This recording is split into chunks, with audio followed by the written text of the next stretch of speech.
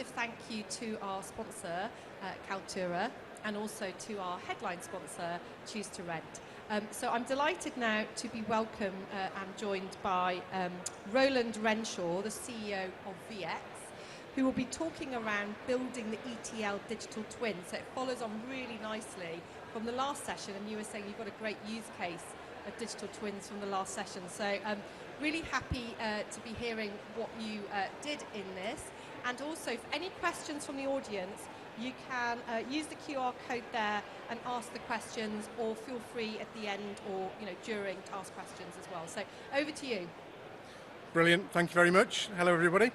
I'm going to quickly jump to the next screen where we talk about this ETL from last year as a digital twin. So off we go. Play this and then I'm going to have a quick talk about it, so you might recognise the hall. The previous presentation was all about collecting data, so we're all about producing an interactive 3D environment that's a photorealistic reproduction of the show that you're actually sat in. So the idea behind this is that physical shows are great, we're here today, we're all interacting with each other, but there's an awful lot more audience that's available online. Now, typically you either have a great show and a really poor online version, or you have a really great online version and no physical show. So this is about making sure that no audience, be it physical or be it online, feels like the worst party. So effectively you've got an experience which is equivalent. Now, putting people in a room, great if you're at Excel, thousands of people, that's cool, but if you could have tens of thousands of people having the same experience, then anyone who's paying to be there gets an awful lot more bang for their buck. So this is about showing how the platform worked, how we physically did it, how we worked with ETL, and what they aim to get out of it. And also a bit of information about how we see this using probably in a better way than it was used for ETL. So skip from that. What we just said, any company who's advertising to an audience has 100% of your audience. Now, 100% of your audience is your known audience. It's who you're going to talk to, who you're going to email. If you've got other communications going out, brochures, publishing, that's 100% of your audience. So how many people from your total audience will turn up to a physical event? Well, I'm making a generalization here, but generally it's only about 10%. So 10% of your 100 will turn up to a physical show. Right, ace, what happens next? Well, that's your pre-registered list. Now, if anybody's used to doing B2B trade shows and trade fairs, you will know that about half of the people who pre-register for a show actually turn up on the day. So you're now down to 5%. So 5% of your addressable audience is kind of here in the room. So what happens to the other 95%? Now, VX is a company within our group, and one of the things you need is quite a big team, and you need quite a big team to do a number of different things in order to make that process of building a digital twin easy for the stakeholder. Now that's either an event organizer, or it's a large company, or it's somebody running a conference who wants a digital twin built. So essentially, you've got to be fairly big to be able to do it. You've got to have a dev team. So lots of dev teams are remote or they're subcontractors. There's our real dev team. They're in that building I just showed you. So that's something you absolutely need. You also need some really hardcore tech. So we've got lots and lots of servers and lots of engines that we use for running our 3D visualizations. Now, exhibition stand. That's a digital twin. So just the digital twin of the stand means that if we're going to build it for you, what do you need to send us? Well, from a practical point of view, anyone who's exhibiting here will probably have sent their graphics to GES, who are the stand builders who built most of the stands around here that are all based around a kind of shell scheme display. If you're building your own, you send it to your stand builder. So essentially, you can send us the 3D designs, you can send us the artwork, and then you can scan yourself. We've got an app. That's a 3D scan of me from last year stood on the stand. So put yourself on your stand. Send us that information, and we actually build out each stand in 3D. But we build it based on a model of the entire thing. That's a model of the downstairs of our building, where you've got the film studio and some of the render suites, and some of the live action stuff and our green screen rooms. So from that point of view, you record information, and this is where you start to trans over from a physical world to the digital world. So going over to the digital world, you record real people doing real things, put them on your digital stand. So once you've got your content, your designs, your layout, we've built the hall. Then this is young Jack, one of our 3D designers, and you can see on here, he has got this hall on his 3D program. So what he's going to do is that he's building out the hall and he's building out the stands in the hall. Now if we do this next year, it'll be much easier because we already built the hall. But the idea is that we're going to build this for more people to exhibit at Excel. Now, if you're looking for a digital twin, it doesn't have to be Excel, it doesn't have to be the NEC. It can literally be your backyard. The idea of a digital twin is that it's that perfect reproduction of the thing that you experience physically. So there's no difference between being there live or being there live online. Now, we've got a lot more Jacks, so we've actually got the biggest 3D team outside of the games and the film industry in the UK. Now, sounds expensive. However, we've worked on our systems and our software and things like that and our project management. So actually building a digital twin, even a really big one, is actually pretty fast if you've got the right people and the right tech. Now build it fast, doesn't make it cheap, but it certainly makes it affordable. So what's it built on? So it's built on the VX platform. Now you'll see lots and lots of companies around here with platforms. They do lots of clever stuff, so interactions, integrations, registration. You're probably using the app for the show today. So ours effectively manages all of the online visitor, traffic, content, and the reproduction of the actual show. So if you go to the ETL website, go to ETL London 2023, go all the way down to the bottom to Digital Twin, you will arrive at our digital version of this. Now, if you do that, we're tracking you. If you sign in, we know who you are, but we're very good about our data, and we hold on to it. Now, essentially, you've got all of the stands in the show here, so that's the exhibitor thing. This was taken a few weeks ago, so there's 3,000 odd people going to be in the room today and tomorrow at the physical show. Now, before the physical show opened, we'd only really shown it to a few people. You got 4,400 people through that. Now, this really, really illustrates my point about a digital twin. Why do I want a digital twin? Well, it's quick and easy to produce because you just give it to us, and then these guys have doubled their audience before the show doors even opened. Now we're going to promote it pretty hard during the show. We'll promote it even harder after the show. So typically you get really big audiences, and I'm going to show you another show in a moment that actually gives you some proper audience figures. So from the point of view of the software, if you can work a mobile phone or social media, you can run the platform. You can organise your own content, you can manage it yourself, get some lovely dashboards. So from that point of view, dead easy to use, and it's well tried and tested. We've been doing this for over 10 years.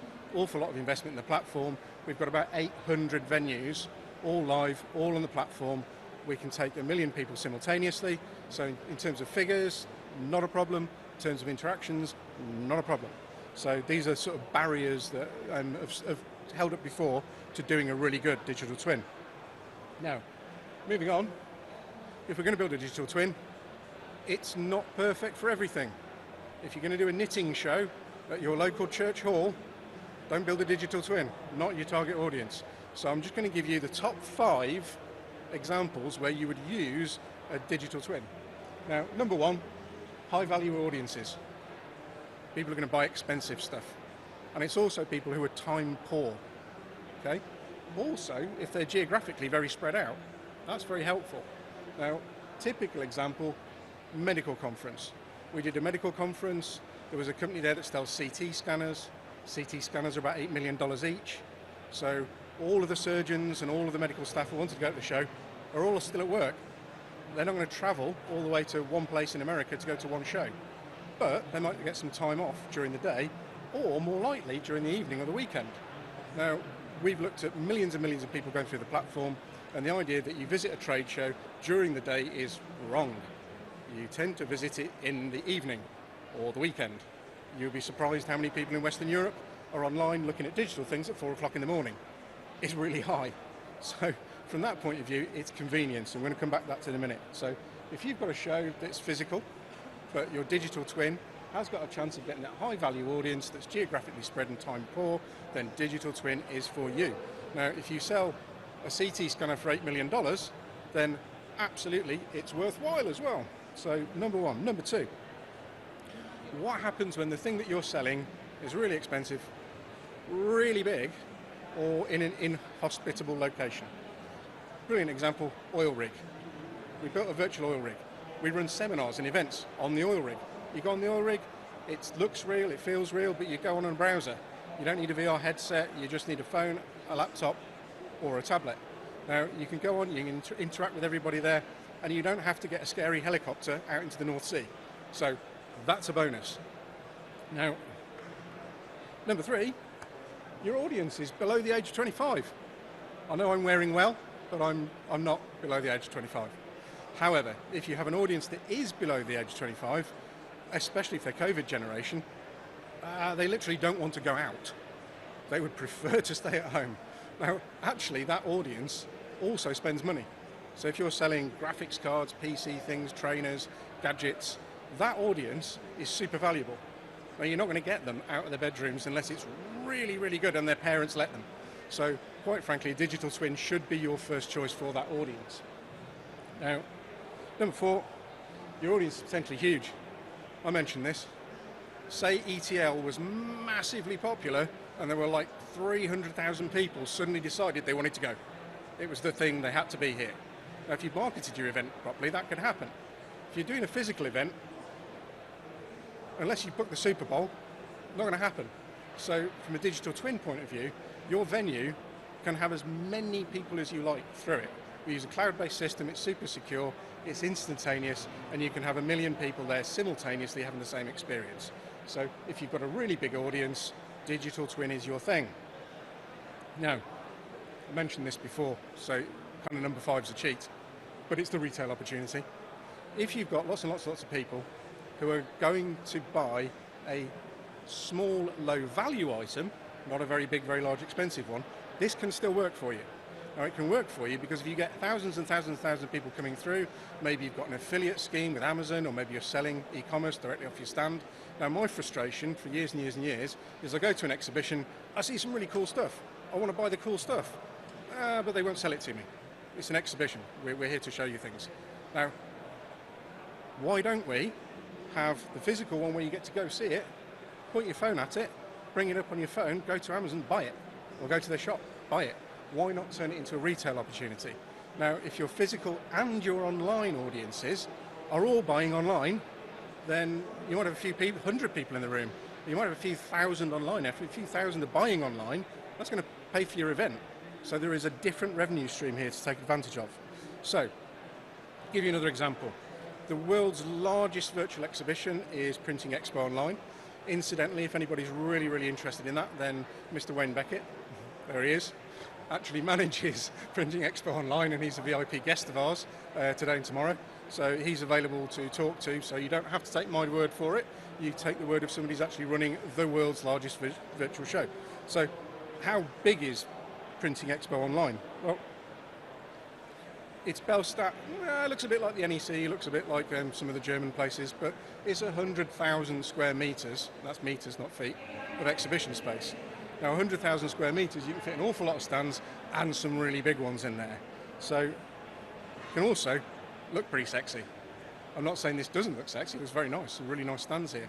But if you wanted to really go big, go large, go super impressive, then something like this, you could have a small physical show and a really big online show. Now, how big?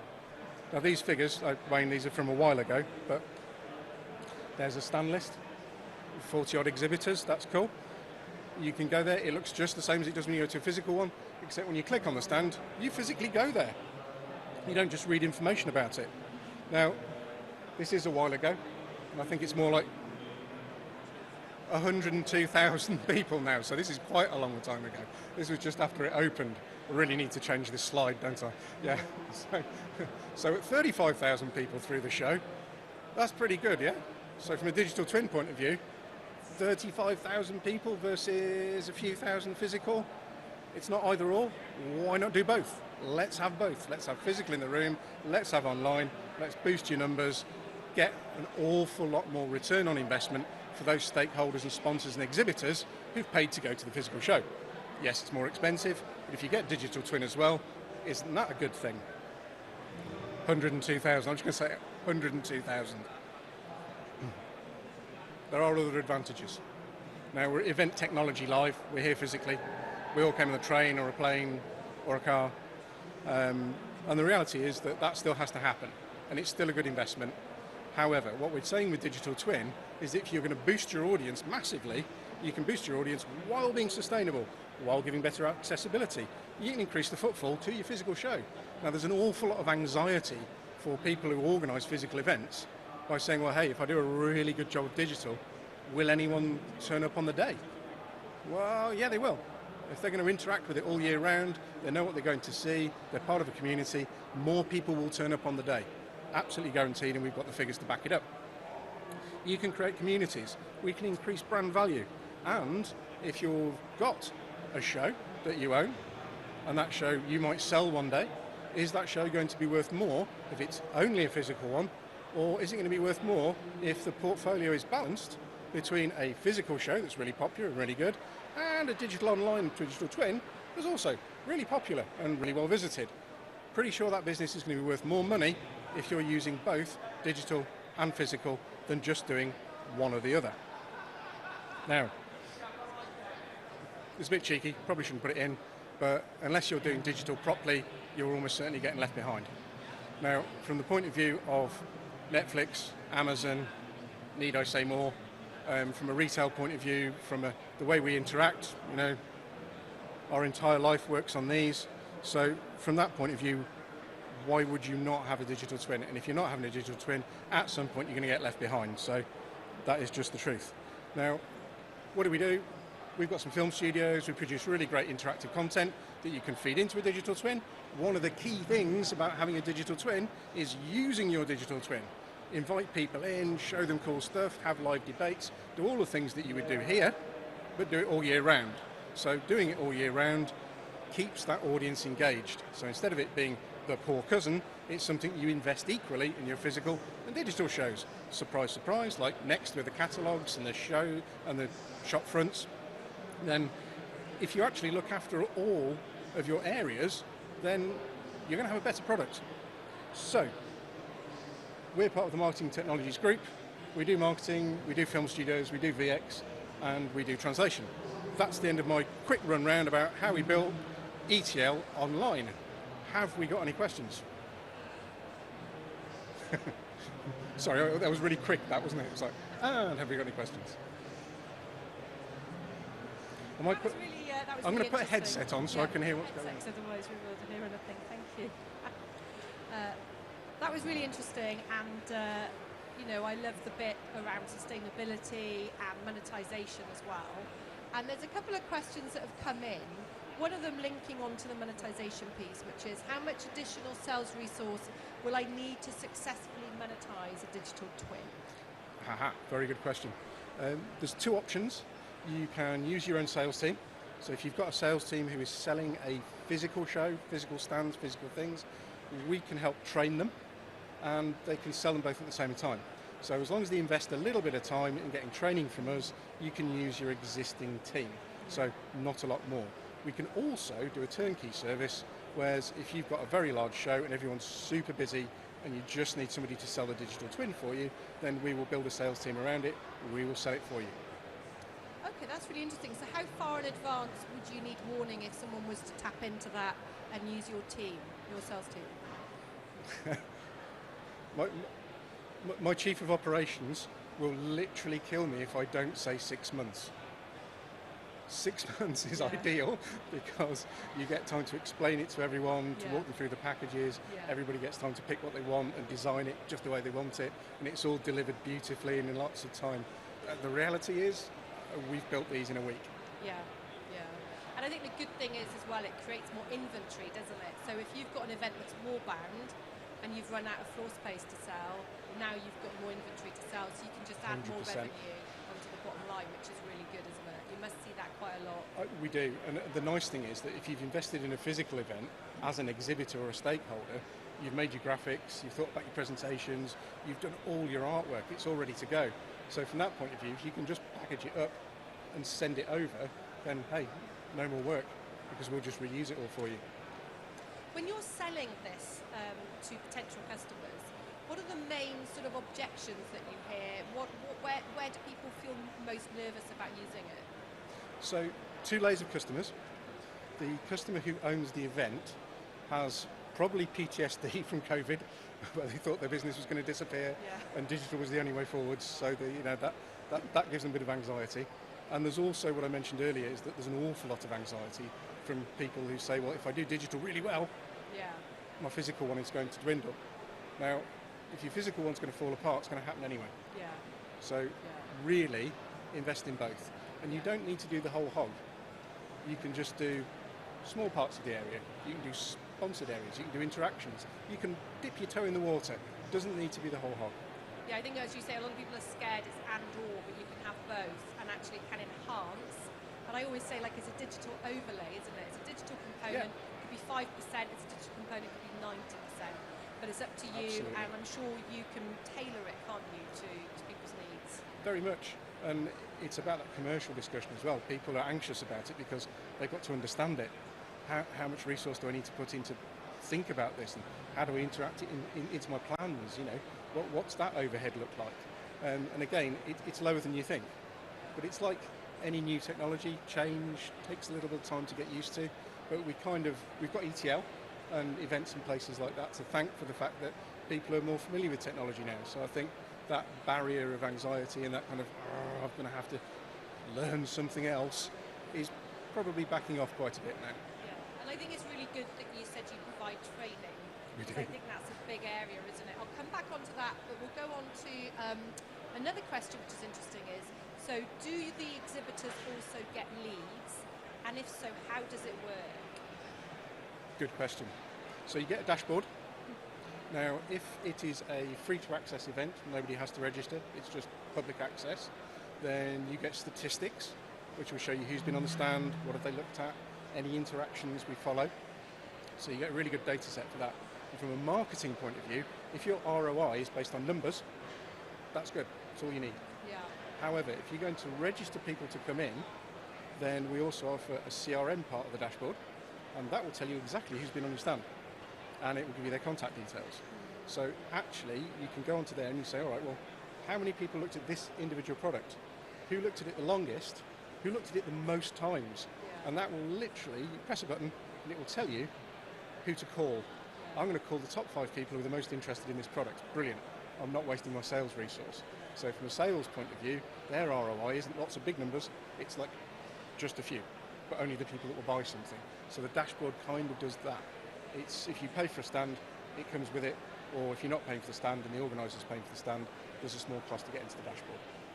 Yeah, got it. So it's much better as a lead because, of course, the analytics tell you the behaviours and how they're interacting with you rather than just a cold lead. So they're partly funneled as well, aren't they? So, and does it sync straightly into your CRM like Salesforce? Or?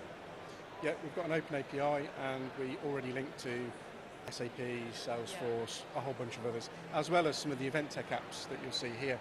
That's great. So people can pull that, exhibitors can pull that real time, as real well time. as post-event. Absolutely. That's really good.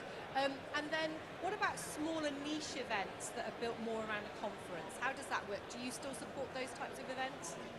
We do. And the best fit for that is that we have about 800 different venues. Now, a lot of those venues are based on digital twins. They're places that already exist. Quite a few of them we made. So we've got a kind of catalogue of different places and spaces. Conferences tend to follow the same thing. There's a little bit of exhibition at the front, there's a desk, there's some exhibition stands, and then a lot of auditoriums. So you can kind of pick from a catalogue of those, and we can rebrand them very quickly and easily, and they probably have a small number of exhibitors. So essentially that's a very, very low cost version of having a digital twin. And just going back to the lead retrieval piece, do you find, what percentage more of leads do you think having your digital component adds an exhibitor than if they didn't have it? Anywhere between 10-fold and 100-fold. So that in itself is worth it, to give your exhibitors that ROI? Well, we've got a couple of stands of our own at other shows, and we might get 20, 30 leads. I mean, last year here, we got 100 leads, which is really good, but we got 4,500 people through our actual stand. Yeah. They all logged in, we knew who they were, we knew what they were interested in. And of the 100 people we spoke to, actually very few engaged and bought something, whereas quite a few of the people who engaged digitally, we were selling to before the show was over. And linking to the printing event, the virtual event, how many times a day do those exhibitors log in? Are they getting leads every day, every week, every month? How does it work? So you have individual event times. So the good thing about this and having a physical event is everybody piles in at the same time, so you can man your stand, there's loads of birds and people activity. A lot of online is it's on demand, so people kind of come in dribs and drabs over a long period of time. And that's really good if it's all automated, because it doesn't take personal time to make those sales leads. However, it's a really good thing to have interactive events. Now, whether that's roundtables, seminars, I'm going to say TED Talk, that's a brand, Tech Talks, and other interactive things going on within that digital space. Sales conferences we've done, things like that. So if you have regular things happening inside that digital space, then you bridge that gap between the big one, where the physical event happens, but there's lots and lots of interactive things going on during the year. And what you see is there's a spike in visitors each time. Keeps it going. We're going to have to finish shortly, unless there are any questions from the audience other than on the app. Okay, well thank you very much, that was really useful. How do people get in touch if they want to find more information out about you? We are on stand D34, which is just over there. My name's Roland Renshaw and the company's BX. It's a D41. And just one thing for anyone who's going to be watching this as well and on demand, what's your website? It is vx.com.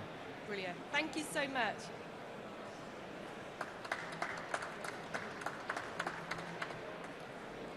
Oh, I was going to leave you with